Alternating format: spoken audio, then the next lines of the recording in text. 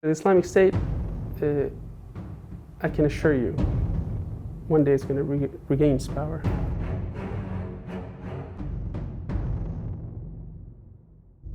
Assalamu alaikum wa rahmatullahi wa barakatuh. ISIS's leader is dead. Its caliphate gone. But despite the blows, it is far from defeated. In fact, it's actively regrouping in these ungoverned lands of northern Iraq. The actually armed numbers are increasing on a daily basis. They have trucks with doshkas mounted on top of them. These are the Karachok Mountains, a spiny ridge that stretches roughly 70 kilometers through Kurdish-controlled Iraq. At the top, Kurdish fighters known as the Peshmerga stand guard, a last line of defense against the terror group.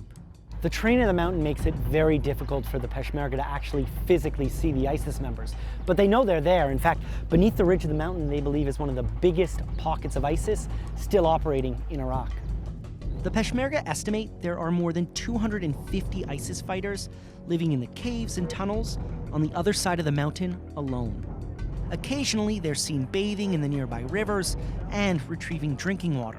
It's easy, it's too many caves in the mountain, and they penetrate the caves, they make tunnel inside the mountain, and they make like a zigzag to save himself from the when the Air Force drop bombs. The Karachok Mountains are one of several places in Iraq where ISIS is not just surviving, but thriving. The reason? The geographical schism between the Iraqi army and the Peshmerga. This is the Kurdish-controlled portion of Iraq. Here, along its southwestern border, is a disputed stretch. Neither the Iraqi government nor the regional Kurdish government have taken full control. And it's here, in this no man's land, that ISIS is rebuilding. The topography of the area makes it easy for ISIS to evade capture. It's sparsely populated and straddled by two cavernous mountain ranges.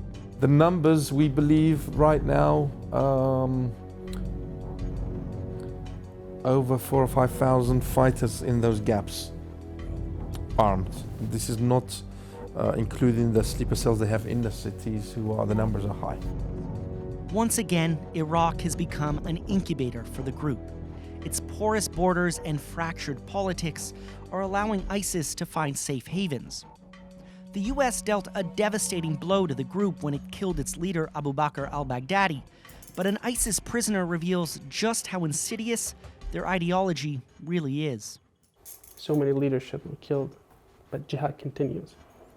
As for the Islamic State, I can assure you, just in few months, not years, I'm sure about this.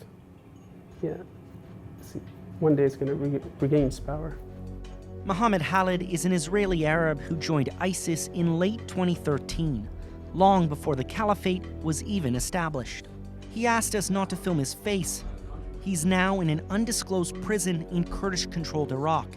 The 28-year-old is unrepentant and convinced ISIS will only get stronger. This time it's Damascus and Baghdad, not just Rakan Halab. The terror group has already established a new leadership structure, headed by Abdullah Kardash. Little is known about the Iraqi native.